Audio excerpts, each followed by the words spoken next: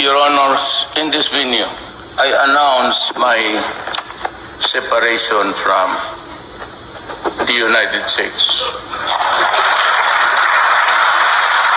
During his visit to China on Thursday local time, Philippine President Rodrigo Duterte bid goodbye to the United States, a longtime ally of his country. He declared that the U.S. has, quote, lost, and he will realign with China and Russia. Hello guys, good evening and good morning and good afternoon wherever you are dito sa Amerikas, dyan sa Pilipinas at sa ibang panig ng mundo, lalo na sa ating mga kababayan at overseas Filipino workers na nagtatrabaho. Ito ay para sa inyo tungkol sa bayan, okay? Na hindi naman lingid sa inyong kaalaman na tayo ay binubuli ng China. Kaya yung Confidential Intelligence Fund ay pinag-aawayan ngayon sa Kongreso. Kasi napagpasyahan ni Speaker Romualdez sa pangunguna ni Pangulong Bongbong Marcos Jr. na i-divert yung confidential fund, intelligence funds from the Office of the Vice President and Department of Education to AFP at Philippine Coast Guard. Yan ang for security purposes. Ngayon, ipinagtanggol ngayon ni dating Presidente Duterte si Vice President Sara kung bakit dapat magkaroon siya ng confidential intelligence fund. For what? Okay? Ganito. Ang Department of Education is the number one agency of the government that received the highest budget. Yan ang isa. Pangalawa, it looks like kasi ang mga Duterte ay pro-China. They are pro-China. Ever since pro-China yan. Kasama niya ang maraming pro-China katulad ni Senator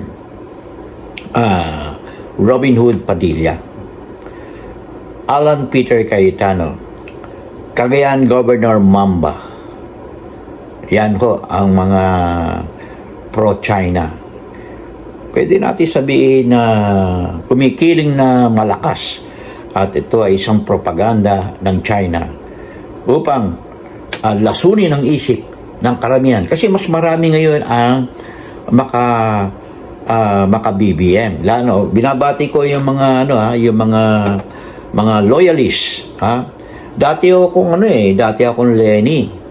Pero ginagalang ko ang kapasyahan ng bayan. At ito ay nagpapatunay na si Pangulong Marcos talaga ang nanalo noong nakaraang eleksyon. It is a landslide, kaya hindi ka pwedeng mag-appeal sa anumang korte. Kasi landslide landslide. Hindi naman nila mapatunayan. Wala nga silang sinasabit na ebidensya. Anong ebidensya nila? Wala. Ang testigo nila? Wala. So, the court will not entertain such kind of what they call this one, mind setting ang ginagawa nila mind setting itong mga taga-Lenny, mind setting sila. Pero di naman dapat ay mag-away. This time kailangan tayo magka-unite katulad ng ginagawa ng Israel. Yung opposition tsaka yung administration nagsama, and they call it what kind of party they call it? It's a unified party. Ganon din tayo kasi we are under what? Hostile by China. Inaangkin nila ang ating mga karagatan na pinagkukunan ng kabuhayan ng ating mga mangingisda at apektado ang economy natin. Nagugutom ang mga pamilya ng mga mangingisda. Nagugutom din ang mga Pilipino at nag-i-import pa tayo ng isda. Saan natin kinukuha yung isda? Sa China. Di ba? Madalas sa China. Doon hinuhuli sa mismong karagatan ng Pilipinas. pumapasok sila sa exclusive economic zone. Kanila daw yung economic zone. And it was already in international law that is part of the Philippines.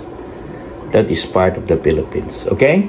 So, dapat purihin natin at suportahan natin ating Pangulong Marcos, Bongbong Marcos at ating Speaker Romualdez. Okay? Pagkat ginagampanan nila ang kanilang tungkulin para sa bayan. Okay? Yan o ang ano nila.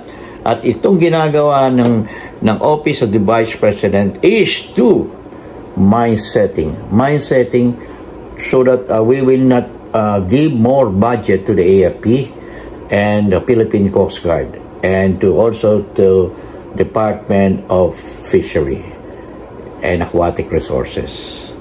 Yan o ang kanilang ang sistema na gusto nila mangyari. Kaya suportahan natin ang ating Pangulo at ang Speaker of the House, si Speaker Romualdez. Ito ang inyong lingkod, Freddy Legaspi. In God we trust, never hold your peace.